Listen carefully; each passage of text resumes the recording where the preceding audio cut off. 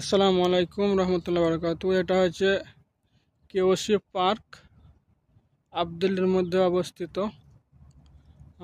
এই তো খাদর মানে তারতিব নাই, কোনো যত্ন না, তার লেগে এই অবস্থা খারাপ হয়ে গেছে। এটা বিল্ডিং কেওসি। আর এটা হচ্ছে ফায়ার ঝর্ণা, কিন্তু পানি নাই।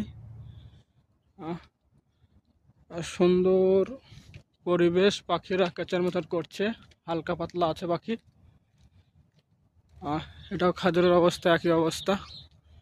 খুব সুন্দর ফুল এটা কইতে, এই ফুলটা মরণ নাই, মানে এই ফুলটা কইতে ভালোই হয় আর কি। দেখেন খুব সুন্দর। আর এই তো ঘাস, মানে ঘাস বাঁচানোর জন্য পানি দেয়।